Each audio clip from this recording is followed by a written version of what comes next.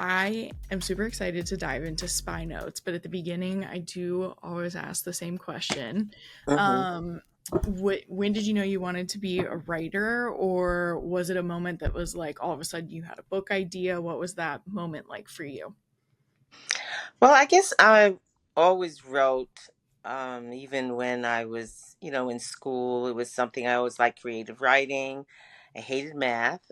So Yes. um, that was something that I always liked to do. Never thought about myself to become a writer.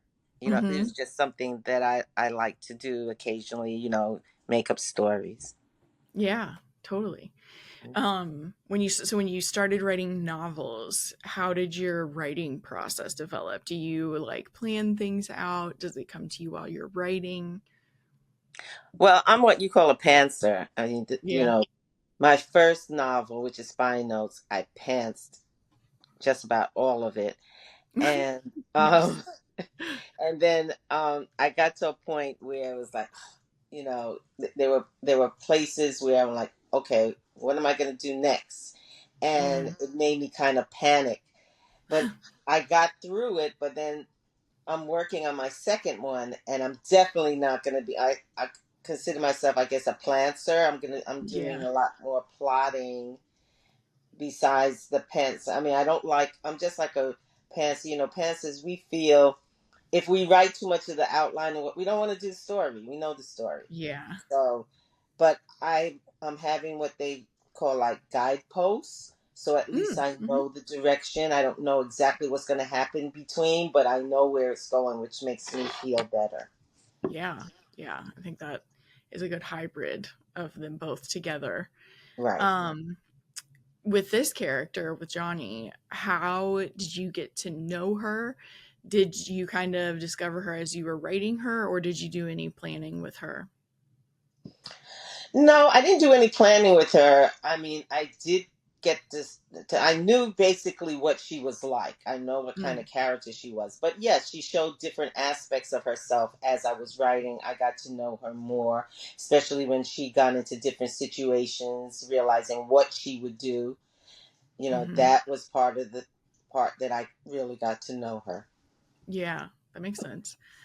I know that her job as a music publicist is really hmm closely related to your job as well, or jobs you've had in the past as well.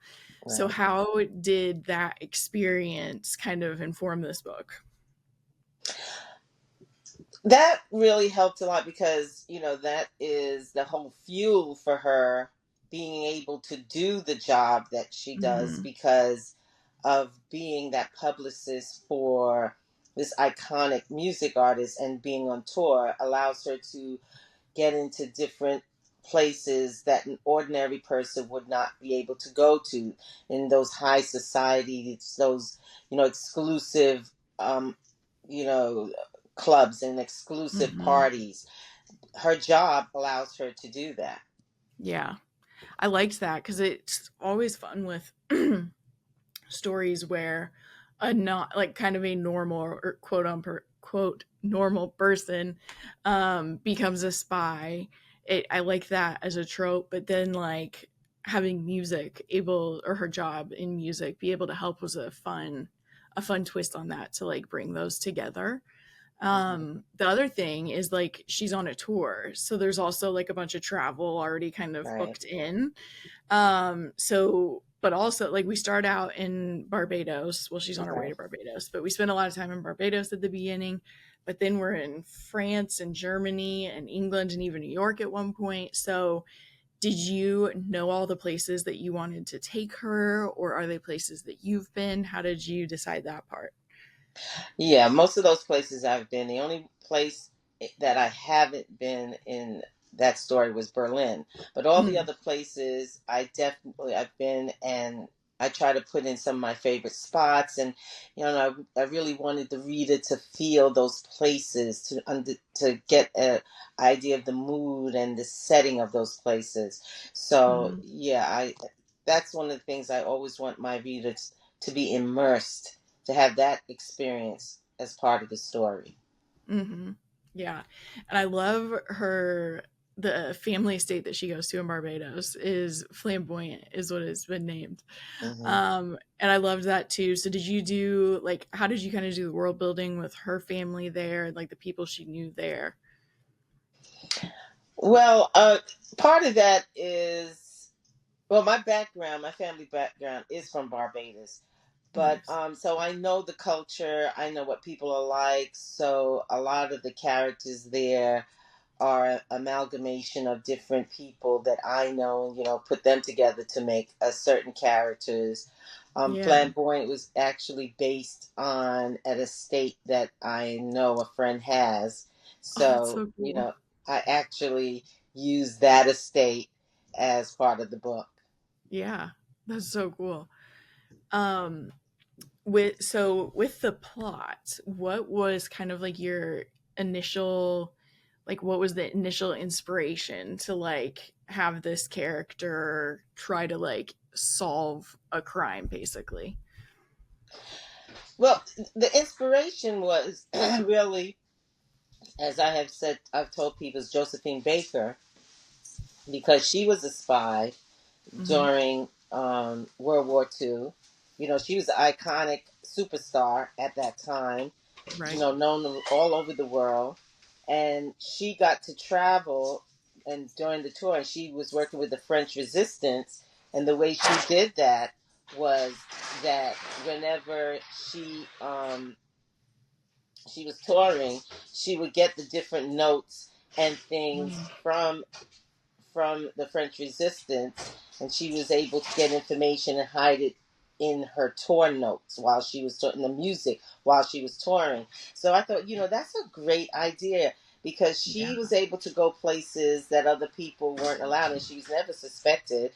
Also, the actor Tyrone, I think it's Tyrone Power, he was also a spy for Wow. the British and he's a big Hollywood star in the 30s. So these are perfect people to do this type of spying, because no one ever suspects them. Right. Yeah. It's like the easiest way to kind of hide in plain sight. Um, so the book also, it kind of incorporates, it has like multiple kind of genre pieces in it. So we have like espionage, there's a mystery, there's like family drama, personal drama. How did you approach like balancing all of those elements together? Um, I guess because that's the way that I had the actual story move, Oh because yeah. everybody, whether you're a spy or not, and I mean the spies in real life, it's not just at work. You have the family that you have to deal with. You have, Mhm. you have, especially because you're hiding what you're doing. So you've got to deal with the other people in your life, the whatever other job that you have to do. You have to balance all of that. Mhm. So that was part of the reality of what I believe, real spies have to deal with all the time. How do you Yeah. balance that? What are they going through with their family and the people that they love, that they have to hide this identity Mhm. from? Yeah. Yeah, that's a really good point. Did you have to research anything like drug trafficking routes or like how spies operate? Was there anything you researched specifically for it? No, no, not really. I mean, with the drug part, I didn't really have to, deal with that at all. I mean, I just, Mhm. put that stuff in. A lot of the things I knew, especially the music part, I knew that. If anything I didn't know stage wise or whatever, I had people in the music industry that I could always call upon, to make sure I'm using the right terms and exactly what they would be doing. Because even though I've gone on tours and I've seen it, I'm not the the technical expert, so I would make sure that all the technical aspects were part of it. I wanted to interrupt this episode really quickly. I have a goal of monetizing Book Wild, but I would love to do it without having to have ads in the podcast. And one way that I can do that is through my Patreon community. For those who don't know, Patreon is a community platform that allows creators to share what they're creating behind a paywall. And so that means exclusive content or early releases. The Book Wild Patreon has two tiers. The first tier tier is the bookish tier. And at that tier, you get all of the episodes out a day early, and you get access to our private community chat where we can talk about anything book related or TV shows or movies. The second tier is the Book Wild tier, and it includes everything from the first tier, but also Book Wild's Backlist Book Club. So this year I've been wanting to also still read more backlist, even though I read plenty of arcs, and Book Wild's Backlist Book Club felt like the perfect way to do that. We meet on Sundays. We are international right now, so Sundays are the best way to do it. And we meet on Zoom and we all pick a book and we talk about it, and then we talk about everything else we read during the month, and then we pick another book for the next month. So it's been so much fun so far, and we'd love to have you join the book club. So if you'd like to support the Book Wild podcast, you can go to the Patreon link in the show notes, and you can sign up for whichever tier interests you. And if you're looking for a free way to support the show, if you can like and review it on whichever platform you listen to, that helps so much. Yeah, totally. So with that, then, kind of with like the music part that we've been talking about, were there any of like, and you don't have to say which one it is necessarily, were there any of like the experiences that you had, did you kind of like rework them for parts of the book? What did you say? Can you say that again? Oh yeah. Okay. With the music part in the book, were there any of your experiences that you worked into the book, that were like things that had happened to you? You don't have to say like who they actually were then, but was there any of that? Yes, definitely, but it wasn't me. I also got a lot of story. There are certain stories that are known in the music business and Mm, that people know about. Maybe not the public knows, but most people, mm-hmm, they've heard of these stories. So I try to use some of those things because I'm mm-hmm, sure that a lot of people, if they read it and they're in the music business, they would really get a kick out of it. And also, mm-hmm. like I said, this is also like a love letter to music publicists because I think they're Yeah, the hardest working people behind the I scenes. believe it. And they have to go through a lot, like what Johnny goes through. So I really did that for them also. And, and Hmm. I've talked to other people and, find out, oh, do you remember certain stories? And then they would tell me their stories. So I would Yeah, use some of that in there. But yes, yeah. definitely a lot of those things are true. Yeah, I mean, they felt like real or fully realized, so that also fits. Was there anything that you ran into when you were writing that was like more challenging than you thought it would be?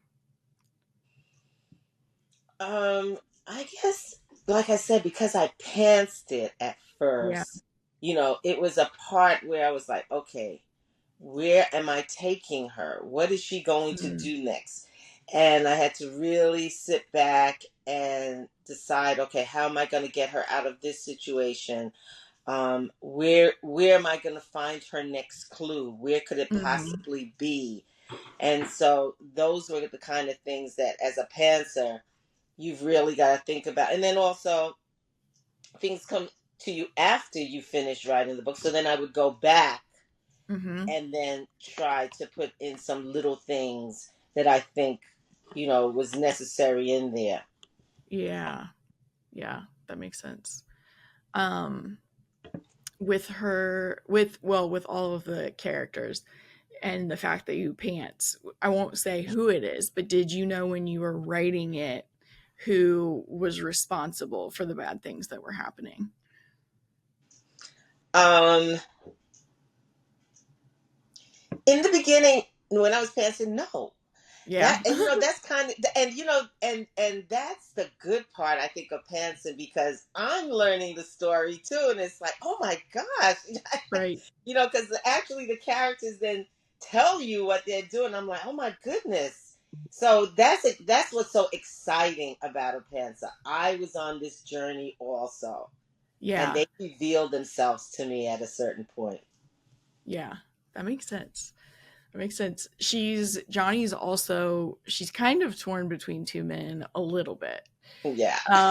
And so there's that whole tension that's going on. Did that just kind of like develop naturally, or was that something that you were kind of thinking of going into it? Yes, definitely. I wanted to set that up when I was going into Yeah. it because I wanted her to have to deal with that situation and also plant a whole thing of who does she trust? Who does she, Mm-hmm. that's another thing. And what is pulling her in what direction, not only for her personal life, but also for now this journey that she's taking into spying. Mm-hmm. Yeah. Yeah, and then she feels like, and we do too as readers, she's like suspicious of everyone that she's meeting because you're just like constantly like, oh, are you doing something odd? Or are you related to this? And Hmm. that added so much tension that it was like truly like, is this person involved? Is this person involved? Do you think that kind of came from like how like writing it the way you did? Like you were even kind of like, is it this person? Is it this person? Right. It was. I mean, there were certain people I knew definitely weren't going to be involved, but I Mm-hmm. wanted to have that feeling of, well, who is this? Who can you trust? Especially as a spy. That isn't as something as a spy. And remember, she's not a professional. I mean, it's different if Mm-hmm. you're a professional, but if you're not a professional, at one point, you don't know who you can really trust. Right. So I wanted her to actually feel that way because now she's going in, because she was almost like a dilettante when she was going into this in the beginning. Okay, Mm-hmm. I could do this, is going to be fun. But then I wanted her to feel the reality of what this is really like, that you are Yes. now going into a world that who can you trust? Yeah. Yes. Which is like one of my favorite things in thrillers. Like, I like reading it and feeling it that way. And like, it makes me feel like I'm trying to figure so much out too. I think that's like part of what like Hmm. hooks me into basically that, it really, any story that kind of approaches it that way. Did you say, I know you said you were working on a second one. Do you plan to have it as a series? Are you working on a second one for the Oh series? yeah, I'm definitely going to make it a Nice. series. Yeah. I wanted to That is make it a series exciting. because like I had said, my goal, I mean, I know it's big, but I would love to be like the Ian Fleming of for Mm, black women for spies because you don't see really any black women as spy characters. And why mhm. not? I So I agree. felt that this would be a great thing if I could start this. Yeah, totally. There's what I don't know if you're familiar with Yasmin Ongo, but she had a Yes. trilogy. Oh, I've had Oh, her I on for love all her. three of them. Yeah, yeah. And I just love them. They're so Yes. immersive. Like Yeah. they just travel all over the place. And they're my favorite. Like I don't read I typically when I'm reading spy fiction it is a female. So I'm not even reading much like male spy fiction, but Right. the female side of it is a lot more fun normally. Yes. Yeah. Yes. So I'm Yes. excited. I'm excited to read another one. And do you think you'll stick with her as well? Oh Or yes, I'm with Johnny? definitely. Yeah, I want Johnny to be a character that would people would know. Like how James Bond is known. I want them to know her and understand her, so that when she's someplace, they're okay. That's what Johnny does. And Mhm. that's Johnny's favorite drink, or Yeah. that is what. I want them to know her. Yeah. It is fun. That's the fun part about series when you get to kind of sit with a character longer. Like Hmm. you do start thinking of those if the author wrote it well and there are those things to catch on to. Hmm. It catches on like it's one of your friends essentially that you've been hanging out with for so long. Exactly. Yeah. Exactly. I love it. I'm very excited to see where all she goes in the second one. Oh. Do you read as well? Normally at the end, I do ask if you've read anything recently that you loved. Yes. So, I just finished read. Well, I'm read. I just finished reading Daniel Silva's his first book. I had picked up his book, The House of Spies. I was Mm, on my yeah. way in the airport, and I saw this book. I said, "Wow, this looks interesting." I just picked it up, And Yeah. I was enthralled with that book. I couldn't put that book down. So then I decided, hey, I want to know about this Gabriel Allon, like where he started from. So Yeah. I went back and I picked up the first one, The Killing Artist, and I'm just in love with his world and how he does it. He is Nice. fabulous. So I just finished reading that, but I'm reading right now um, The Personal Librarian. It's not a spy novel. Mm-hmm. That's based on um, Belle DaCosta, Belle Green DaCosta. She was actually the personal librarian for J.